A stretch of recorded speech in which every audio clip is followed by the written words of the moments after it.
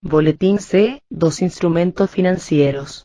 Antecedentes: las necesidades de financiamiento, inversión y de administración de riesgo que tienen los participantes de la economía, han originado que se cree una amplia gama de instrumentos que permitan satisfacer dichas necesidades con flexibilidad. La emisión de instrumentos que satisfagan el requisito de cubrir las necesidades de los usuarios y que a la vez sean flexibles obliga a que se tengan que combinar diversos instrumentos financieros, lo que hace compleja su evaluación, presentación y relación en la información financiera.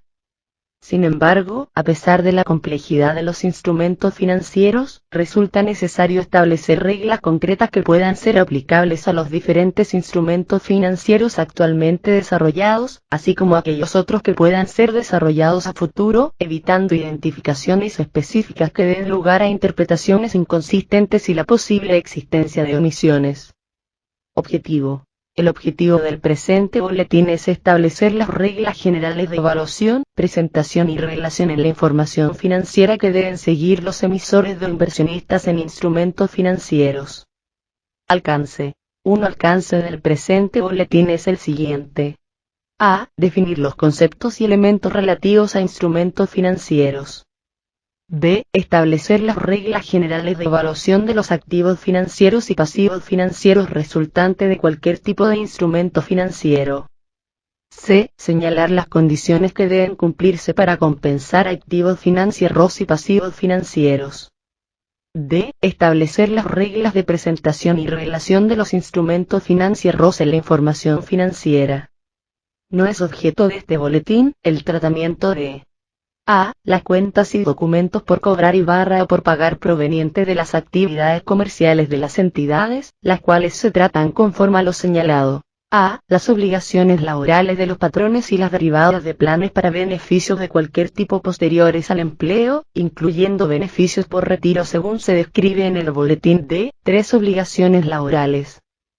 B. Las obligaciones de los patrones derivadas de planes de opción de acciones otorgados a los empleados y planes de compra de acciones. C. Las obligaciones que se originan por contratos de seguros tal como se explica en el párrafo 5. D. Participación en el capital contable de negocios conjuntos, según se definen en la norma internacional de contabilidad NIC 31, informes financieros de los intereses en negocios conjuntos. E. Derechos y obligaciones derivados de los contratos de arrendamiento financiero y de arrendamiento operativo, tal como se definen y regulan en el boletín D. 5 arrendamientos. F. Derechos y obligaciones derivados de contratos de compra-venta y suministro de activos físicos tales como inventarios, propiedades, planta y equipo, así como de activos intangibles y pagos anticipados relacionados con patentes y marcas, publicidad, comisiones, etc., siempre y cuando no den origen a recibir un activo financiero, según se define en el párrafo 9. Para propósitos de lo establecido en el inciso E del párrafo anterior, los contratos de seguros excluir del alcance de este boletín, se definen como contratos que protegen al asegurado y exponen al asegurador a riesgos identificados de pérdidas por sucesos o circunstancias que ocurran o se descubran en un periodo establecido, como por ejemplo, la muerte, enfermedad, incapacidad, daño a la propiedad, lesiones a terceros e interrupción del negocio. Sin embargo, las reglas de este boletín sí se aplican a aquellos instrumentos financieros que adoptan la forma de contrato de seguros y se utilizan fundamentalmente para administrar el riesgo según se define en el párrafo 29. Las reglas de los boletines de la serie C sobre partidas específicas del balance general y las del boletín B. 10 reconocimiento de los efectos de la inflación en la información financiera, prevalecen y en su caso, las partidas relativas deberán complementarse en su tratamiento de evaluación, presentación y relación con lo indicado en este boletín. Aunque con base en los incisos B y F del párrafo 4, esta norma no se aplica a la inversión de una empresa en subsidiarias o a la participación en negocios conjuntos, sí se aplica a todos los instrumentos financieros incluidos en los estados financieros consolidados sin importar si dichos instrumentos son poseídos o emitidos por la tenedora o una subsidiaria. Definiciones. Los siguientes términos se usan en el boletín con los significados que se especifican. Un instrumento financiero es cualquier contrato que dé origen tanto a un activo financiero de una entidad como a un pasivo financiero o instrumento de capital de otra cantidad. Un activo financiero es cualquier activo que sea A. Activo. B. Un derecho contractual para recibir de otra entidad efectivo otro activo financiero. C. Un derecho contractual para intercambiar instrumentos financieros con otra entidad que fundadamente se espera darán beneficios futuros. D. Un instrumento de capital de otra entidad. Un pasivo financiero es cualquier compromiso que sea una obligación contractual para entregar efectivo otro activo financiero a otra entidad, o intercambiar instrumentos financieros con otra entidad cuando existe un alto grado de posibilidad de que se tenga que dar cumplimiento a la obligación. Instrumentos financieros de deuda. Son contratos celebrados para satisfacer las necesidades de financiamiento temporal de la entidad emisora y se pueden dividir en A. Instrumentos de deuda que pueden ser colocados a descuento sin cláusulas de interés. Para los efectos de este boletín, la diferencia entre el costo neto de adquisición y el monto al vencimiento del mismo representa intereses. B. Instrumentos de deuda con cláusula de interés, los cuales pueden colocarse con un premio o descuento. Dichos premios o descuentos forman parte de los intereses, para los efectos de este boletín. Instrumentos de capital. Es cualquier contrato, documento o título referido a un contrato que evidencia la participación en el capital contable de una entidad. Desde el punto de vista del inversionista, estos instrumentos financieros pueden ser utilizados y mantenidos por sus tenedores, para efectos de control y participación en la emisora, en cuyo caso no serán aplicables las reglas de este boletín sino las del boletín B, 8 estados financieros consolidados y combinados y evaluación de inversiones permanentes en acciones, o bien, estos instrumentos financieros pueden utilizarse para generar ganancias por sus cambios de valor en el tiempo, y solo en este último sentido, es cuando los instrumentos de capital están sujetos a las reglas de este boletín. Desde el punto de vista del emisor, los instrumentos de capital están sujetos a las reglas del boletín C, 11 capital contable. Instrumentos financieros combinados. Son contratos que incluyen un instrumento financiero de deuda junto con un instrumento de capital. Los instrumentos financieros pueden clasificarse en G. Instrumentos financieros primarios representados por los instrumentos financieros de deuda e instrumentos de capital. H. Instrumentos financieros derivados representados por contratos que se celebran con el objeto de crear derechos y obligaciones a las partes que intervienen en los mismos y cuyo único propósito es transferir entre dichas partes uno o más de los riesgos, según se definen en el párrafo 29, asociados con un bien o con un valor subyacente, base de referencia para evaluar el riesgo. Los instrumentos derivados no crean la obligación de transferir la propiedad del bien o valor subyacente al inicio del contrato y dicha transferencia no necesariamente se da al término del contrato. Los instrumentos financieros derivados básicos que existen actualmente son A. Opciones. B. Futuros y forwards. C. Swaps. Las opciones son contratos que confieren el derecho, mas no la obligación, de comprar o vender un bien a un precio determinado en una fecha definida o dentro de un periodo de tiempo determinado a cambio del pago de una prima. El otorgante de la opción sí está obligado a vender o comprar en caso de que la opción sea ejercida. Cuando el derecho que se adquiere es de vender, la opción se conoce como put. Cuando el derecho que se adquiere es de comprar, la opción se conoce como call. Los futuros son contratos que obligan a ambas partes a intercambiar un bien o un valor en una cantidad, calidad y precio preestablecido en una fecha futura. Los futuros operan con términos estandarizados, tienen mercado secundario y requieren del establecimiento obligatorio de colaterales. Los forwards, contratos de precio adelantado, son futuros que se operan en forma privada por lo que no tienen mercado secundario y el establecimiento de colaterales es negociable entre las partes. Los swaps son contratos mediante los cuales se establece la obligación bilateral de intercambiar flujos de efectivo en fechas futuras preestablecidas, sobre el valor de referencia, conocido como notional amount. Los derivados implícitos, en vez de derivatives, son aquellos componentes de un contrato que en forma explícita no pretenden originar un instrumento financiero derivado por sí mismo, pero que los riesgos implícitos generados o cubiertos por esos componentes difieren en sus características económicas y riesgos de los de dicho contrato. Reconocimiento. Es la incorporación de los efectos de las transacciones y otros eventos cuantificables en los estados financieros, que incluye la transacción inicial, en la fecha que se realiza la operación, y sus cambios en periodos posteriores, proveniente de eventos económicos o derivados de las consecuencias del paso del tiempo. Valor razonable, conocido como fair value. Es la cantidad por la cual puede intercambiarse un activo financiero, o liquidarse un pasivo financiero, entre partes interesadas y dispuestas, en una transacción en libre competencia. Costo de adquisición. Es la cantidad de efectivo o su equivalente entregado a cambio de un activo financiero. Los gastos de compra, primas o descuentos son parte integrante del costo de adquisición.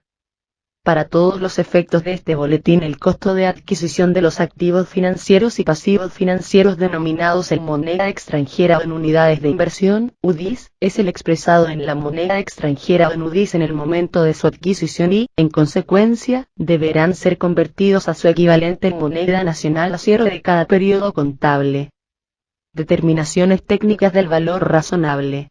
Son estimaciones del valor razonable de los instrumentos financieros realizadas con base en modelos técnicos de evaluación reconocidos en el ámbito financiero, respaldados por información suficiente, confiable y comprobable.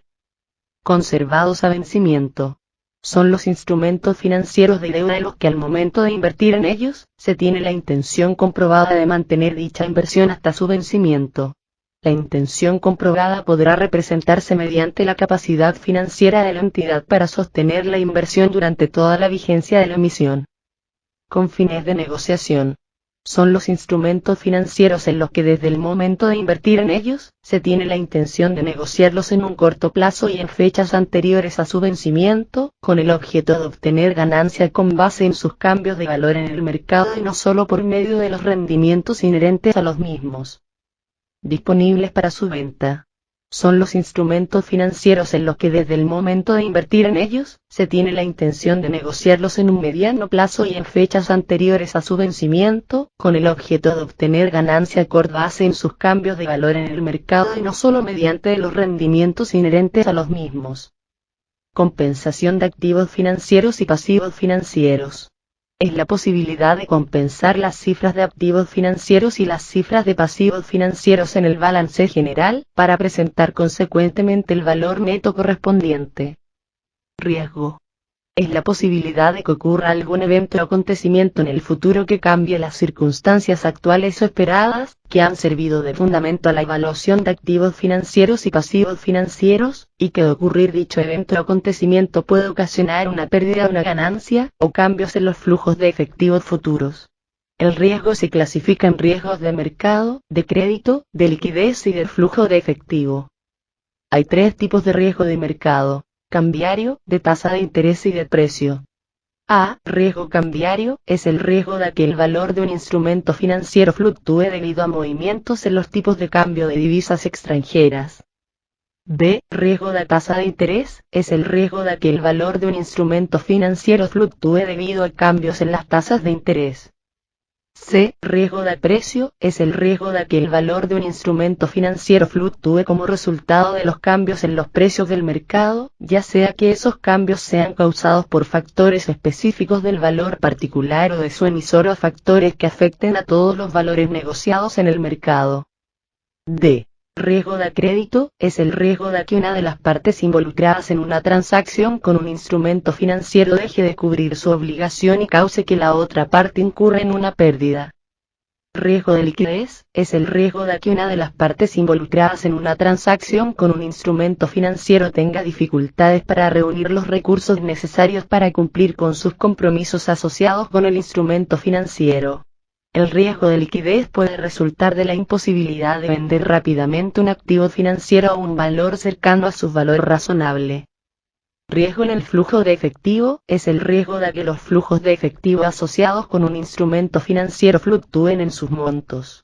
En el caso de un instrumento de deuda con tasa variable, por ejemplo, dichas fluctuaciones dan como resultado un cambio en la tasa de interés efectiva del instrumento financiero, generalmente sin un cambio correspondiente en su valor razonable.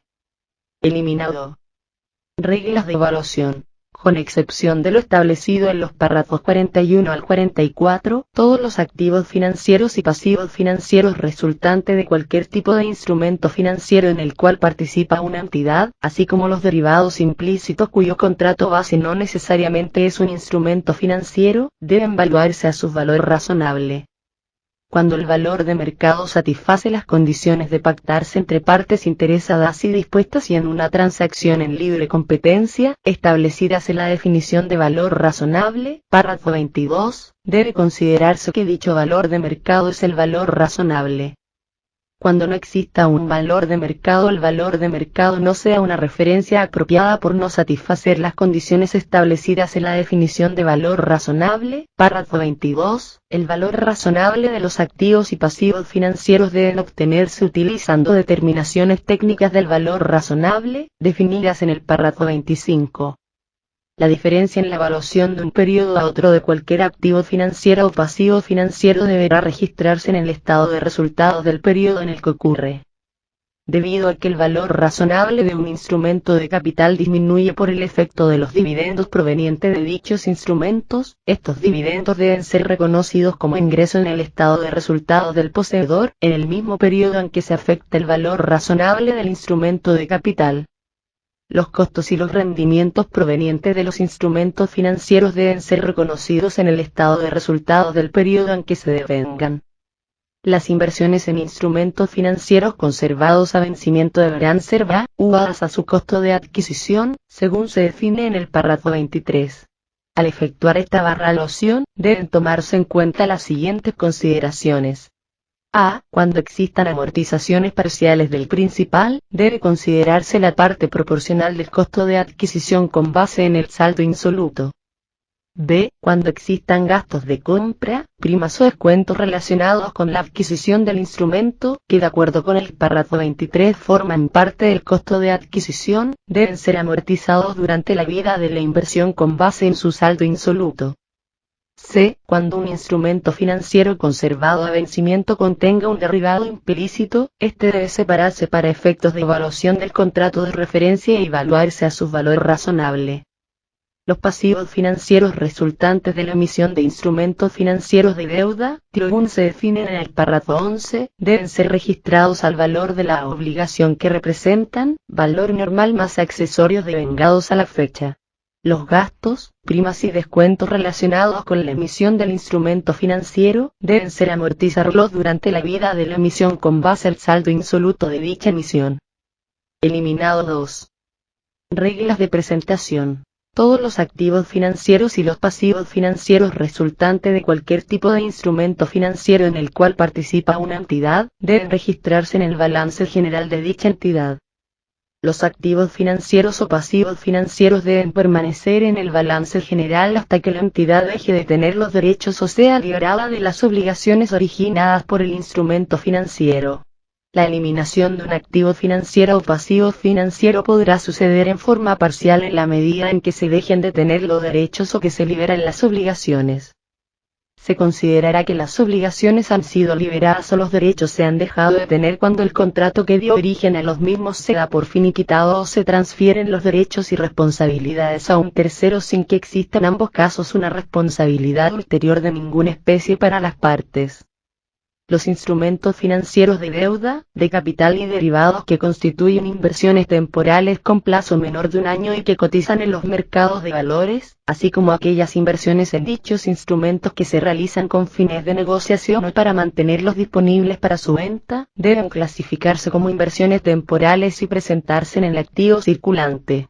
Igualmente, deben clasificarse en el activo circulante la porción correspondiente a vencimientos menores a un año, de los instrumentos financieros mantenidos a vencimiento.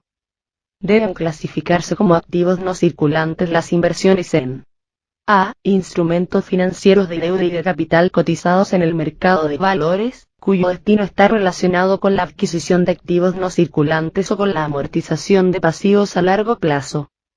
B. Instrumentos financieros de deuda cotizados en el mercado de valores y los que se mantienen hasta su vencimiento, cuando éste sea superior a un año a partir de la fecha de los estados financieros.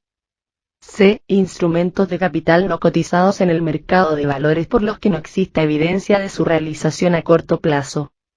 D. Instrumentos financieros derivados no cotizados en mercados de valores reconocidos, con un plazo de vencimiento superior a un año y cuyo valor subyacente mantenga o exceda dicho plazo. Los instrumentos financieros clasificados conforme a lo establecido en los párrafos anteriores deben presentarse segregadamente con observancia a las categorías según se definen en los párrafos 26 y 27. Considerando que estas categorías se establecen en el momento de realizar la inversión, no se deberán efectuar reclasificaciones entre dichas categorías. Deben reconocerse como pasivos circulantes. A. El saldo insoluto de las emisiones de instrumentos financieros de deuda cuyo vencimiento sea menor a un año. B. La porción del saldo insoluto de las emisiones de instrumentos financieros de deuda que se tendrá que liquidar dentro del siguiente año. Los instrumentos financieros o sus partes componentes deben clasificarse al efectuar el registro inicial, en la fecha que se realiza la operación, como pasivo o como capital tomando en cuenta la sustancia del convenio y las definiciones de pasivo financiero y de instrumento de capital establecidas en los párrafos 10 y 12. La sustancia de un instrumento financiero, y no su forma legal, determina su clasificación en el balance general del emisor. Si bien la sustancia y la forma legal son frecuentemente similares, no siempre coinciden. Cuando un instrumento financiero se registra por primera vez, la clasificación del mismo se hace con base en la evaluación de su sustancia. Esa clasificación se debe mantener en la información financiera que se emita en los periodos subsecuentes al registro inicial del instrumento financiero y hasta la fecha en que el mismo es removido del balance general. Una restricción a la capacidad que el emisor tenga para satisfacer una obligación, no elimina dicha obligación ni el derecho conferido al poseedor del instrumento financiero. La característica crítica para identificar un pasivo financiero, según se define en el párrafo 10, es la obligación contractual del emisor de entregar efectivo otro activo financiero al poseedor, o de intercambiar con este otro instrumento financiero de deuda. La característica crítica para identificar un instrumento financiero derivado de capital de un pasivo financiero es que el poseedor del instrumento financiero participe equitativamente tanto en los beneficios como en los riesgos patrimoniales del emisor independientemente de la forma en que éste se liquide. Las partes componentes de un instrumento financiero que contiene tanto un elemento de pasivo como un elemento de capital deben clasificarse por separado de acuerdo a su naturaleza, con base a lo establecido en los párrafos 54 y 55. Es más cuestión de forma que de sustancia el que tanto los pasivos como el capital puedan ser creados por un solo instrumento financiero. Un activo financiero y un pasivo financiero deben ser compensados y el monto neto presentado en el balance general, cuando una entidad A tiene el derecho contractual de compensar las cantidades registradas, al mismo tiempo que tiene la intención de liquidarlas sobre una base neta o bien, de realizar el activo y liquidar el pasivo simultáneamente. Los activos y pasivos financieros son de la misma naturaleza o surgen de un mismo contrato, tienen el mismo plazo de vencimiento y se liquidarán simultáneamente. La razón por la que los activos financieros y pasivos financieros deben presentarse sobre 58 una base neta es porque así se reflejan los flujos de efectivo que una entidad espera recibir o entregar al liquidarse los instrumentos financieros. Cuando de una entidad tiene el derecho a recibir o pagar una cantidad neta, tiene de hecho un solo libra activo financiero o un solo pasivo financiero. Se considera que las condiciones expuestas en el párrafo 57 no se satisfacen cuando A. Se usan varios instrumentos financieros con características diferentes para lograr los mismos efectos económicos que tendría un solo instrumentito financiero. B. Los activos financieros y pasivos financieros se originan por instrumentos financieros que tienen la misma exposición primaria al riesgo pero se originan por diferentes contrapartes. C. Se destinan activos financieros solo a garantizar pasivos financieros. D. Un deudor entrega a un fideicomiso activos financieros con el fin de utilizarlos para liquidar una obligación sin que el acreedor hubiera aceptado esos activos financieros en pago de la obligación. Derogado. 1. Reglas de revelación. El objetivo de las revelaciones como parte integrante de los estados financieros de una entidad con referencia a instrumentos financieros es proporcionar información que amplíe y facilite al usuario la comprensión de los estados financieros. Las revelaciones mínimas que deben incluirse en las notas a los 3 estados financieros son: políticas contables. Las políticas contables deben describir lo siguiente. A. Las bases de evaluación de los instrumentos financieros. En caso de que se utilicen evaluaciones técnicas del valor razonable, deberá explicarse la metodología utilizada para determinar dicho valor razonable. B. El criterio seguido por la entidad para el registro y presentación de los resultados provenientes de I. La evaluación de los instrumentos financieros. Y. Los costos, rendimientos y dividendos generados por transacciones con instrumentos financieros. Y. El criterio de bases utilizadas para el reconocimiento del quebranto esperado por el deterioro en la capacidad de pago del emisor de un instrumento financiero mantenido a vencimiento por la entidad. Otras revelaciones. La política de administración de riesgos que la entidad tenga establecida. Las principales características de los instrumentos financieros utilizadas para su clasificación como deuda o capital, así como sus fechas de vencimiento, tasas promedio de rendimiento, y tipo de riesgos que dichos instrumentos financieros generan a la entidad. El detalle de los principales. A. Instrumentos financieros clasificados a corto y largo plazo. B. Instrumentos financieros conservados a vencimiento. C. Activos y pasivos financieros que se presentan compensados en el balance general de la entidad explicando sus características. D. Instrumentos financieros considerados derivados, describiendo las características de los contratos, valores de referencia, garantías y riesgos inherentes, así como la metodología de evaluación y las políticas seguidas por la entidad para el registro de los resultados originados por la evaluación y el plazo de amortización de las primas. En el caso de los instrumentos utilizados con fines de cobertura deberán revelarse adicionalmente los riesgos cubiertos. Con respecto al nivel de detalle de las revelaciones mínimas antes expuestas, es necesario el ejercicio del juicio tomando en cuenta la importancia relativa de los instrumentos financieros. En algunos casos bastará con presentar la información financiera agrupando a los instrumentos financieros que tengan características similares con respecto a riesgo, plazo, moneda y tasa de interés fija o variable. Vigencia. Las disposiciones contenidas en este boletín son de observancia obligatoria a partir de los ejercicios sociales que comienzan en o después del 1 de enero del año 2001. Transitorio. Las reglas del presente boletín deben ser aplicadas a todos los instrumentos financieros que tenga contratados una entidad con fecha anterior a la aplicación inicial de estas reglas. Para efectos de aplicar las reglas de evaluación establecidas en los párrafos 41 y 42, así como la regla de presentación del párrafo 49, las cuales están basadas en las categorías definidas en los párrafos 26 y 27, la intención de la inversión debe considerarse en el momento de aplicar por primera vez las reglas de este boletín. El efecto inicial de la aplicación de la regla de evaluación establecida en el párrafo 35 del boletín debe reconocerse en los resultados del ejercicio, observando lo dispuesto en inciso B del párrafo 24 del boletín A7. No deben reestructurarse los estados financieros básicos de los ejercicios anteriores a la aplicación inicial de las reglas del presente boletín. Tampoco debe revelarse la distribución del efecto acumulado inicial por cada uno de dichos ejercicios anteriores. La aplicación de las reglas del presente boletín deja sin efecto las establecidas en A. El boletín C1 en lo que respecta a inversiones temporales. B. El boletín C9 en todo lo que se contrapone a las establecidas en este boletín. C. El boletín C3 en lo que se refiere a cuentas por cobrar que no sean provenientes de las actividades comerciales de las entidades. D. La circular número 47 en lo que se contrapone a lo establecido en las reglas de presentación establecidas en el párrafo 46 y el inciso D del párrafo 59 de este boletín. E. La circular número 49 en todo lo relativo a la NIC 32.